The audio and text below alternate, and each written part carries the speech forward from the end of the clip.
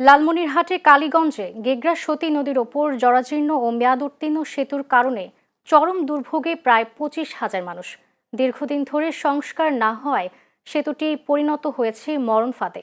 যে কোনো সময় ঘটতে পারে দুর্ঘটনা। ঝুঁকিপূর্ণ সেতুটি ভেঙে অবিলম্বে নতুন সেতু নির্মাণের দাবি স্থানীয়দের। লালমনিরহাট থেকে প্রতিনিধি রাহিবুল ইসলাম টিটুলের পাঠানো তথ্যচিত্রে বিস্তারিত ডেস্ক রিপোর্টে।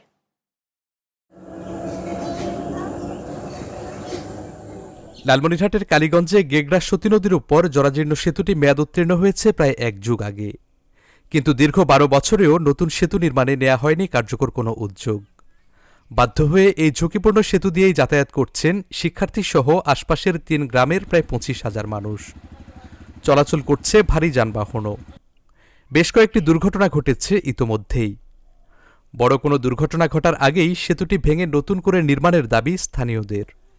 এই ব্রিজটা দুই পাশে ভাঙি যা ব্রিজটা মানে গাড়ি পর্যন্ত এখান থেকে পড়ে গেছে, কয়েকটা লোকের ক্ষতি হয়েছে। ব্রিজটা ভালো হলে কত মানুষ যাওয়া পাওয়া করবে, আরও ভাল হইবে ব্রিজটা ভাল করলে। ব্রিজটা মেলা সব মারা গেছে, কাপড় সব একটা পরি মারা গেছে, ডালা ভাঙি গেছে। এই ব্রিজটা তো মেয়াদ উত্তীর্ণ হয়ে গেছে, কিন্তু দীর্ঘদিন থেকে অবহেলিত অবস্থায় আছে, কিন্তু সরকার তো দেখে না।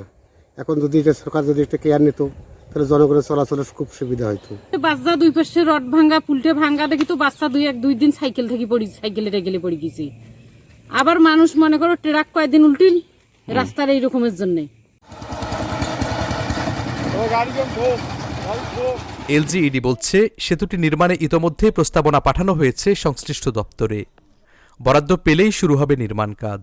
ব্রিজগুলো উপজেলা নির্বাহী অফিসার, আমি উপজেলা প্রকৌশলী এবং আমার সার্ভিস ইঞ্জিনিয়ার সহ সরেজমিনে পরিদর্শন করে আমরা একটা এখানে ব্রিজ নির্মাণ প্রকল্প হচ্ছে, সেই প্রকল্পে এই উপজেলায় ওই ব্রিজ সহ আরও 17টি ব্রিজ, মোট 18টি ব্রিজের প্রস্তাব দিচ্ছি।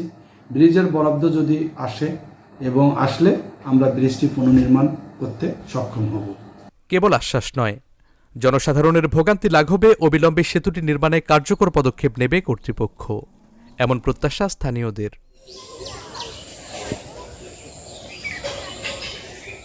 Saifur Rahman Rubel, channel S news desk.